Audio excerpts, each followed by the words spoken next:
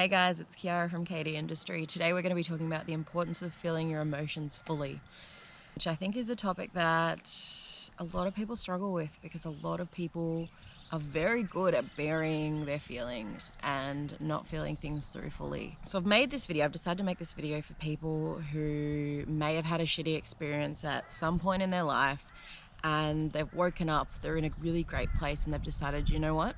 I think I'm going to go back and work on that when I didn't work on it before.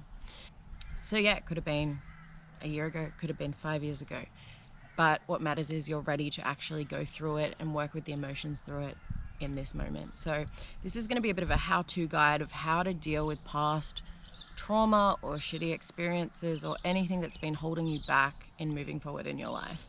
So a lot of people will find that burying their pain is their natural response to having something big happen in their life, something painful, something hurtful.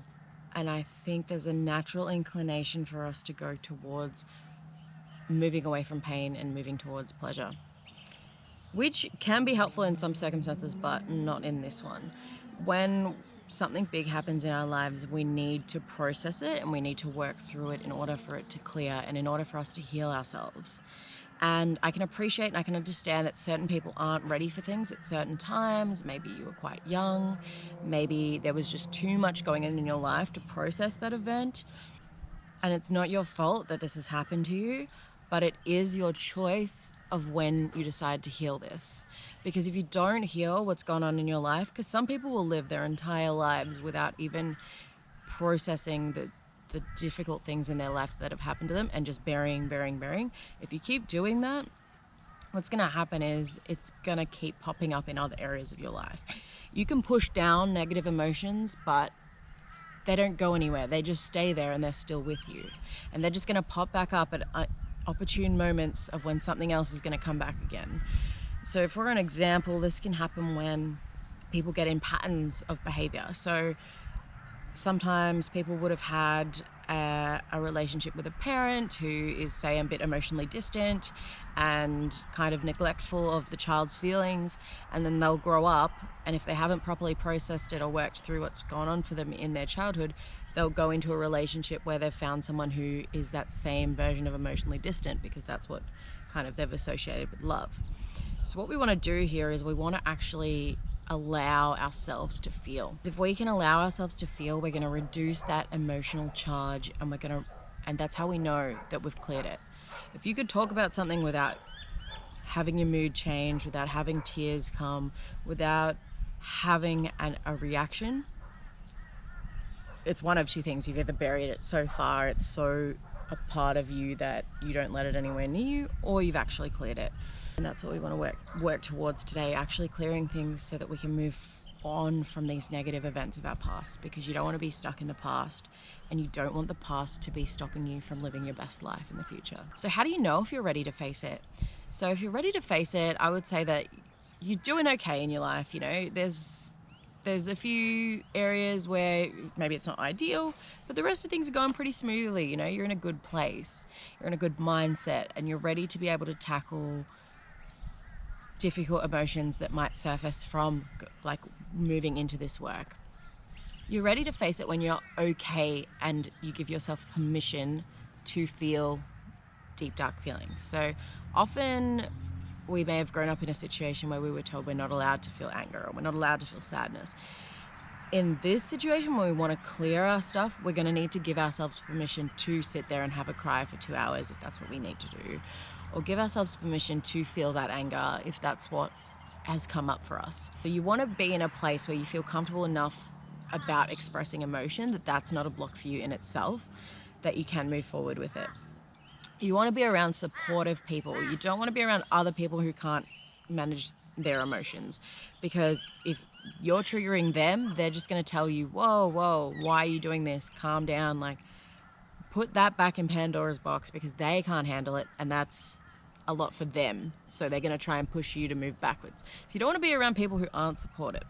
You want to be around people who are there for you, whether you're crying, whether you're happy, whether you're sad, because those are the kind of people that you can be vulnerable with, and you're going to need to be able to be vulnerable to really face your pain. Another reason that you know you're ready is that you aren't burying it as much as you used to. You're allowing it to come back into your thoughts every now and then and being like, I wonder about that. Bit of curiosity about what's gone on there that's got me stuck on this.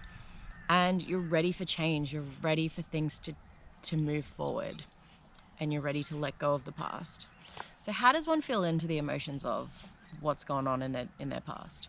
You want to be doing this work not at an inopportune time. So you don't want to be starting to delve into your emotions the hour before you go to work, for example, because you don't want to be put in a position where you have to kind of suck it all up and pretend it never happened. So give yourself the time, whether it's a Sunday afternoon or whatever it is, to really feel into what's going on for you. And to do that, you need to first off give yourself permission to do that. You want to release any memories that you've got, anything that really you struggle with, channel it into some sort of hobby or activity that kind of gets it off your chest and into something else. So whether that's writing, for some people it can be painting, can be artwork, might be meditation for some people, like meditating on a question about what's gone on for you, like why did this happen to me, and trying to kind of get those answers. It could be writing a letter to the person who's harmed you, but never sending it, writing out everything that you wanted to say, no matter how aggressive, no matter how sad, and putting it all onto that piece of paper. And then you can decide what to do with it. You can burn the paper, you can bury the paper, whatever you feel you need to do to get the closure that you need. And also, I would suggest having a qualified person around on the back burner for you during this, because if it does get a bit much and you are getting a bit overwhelmed, it can be really helpful to talk it out to someone. Now, not everyone responds to talking therapy, and I respect that. But it is always helpful to have someone in your corner when you're trying to dredge up the things that you've been through. And a qualified person, whether it's a coach or a therapist, will be able to give you that space to explore what's gone on for you, really delve into what's been going on, and allow you to feel it fully without any judgment. And that's what you want to build around you, a support network, whether it's professionals or whether it's friends, of people who allow you to have that moment and sit with you in it. Because it's about that vulnerability and it's about that connection that cures shame.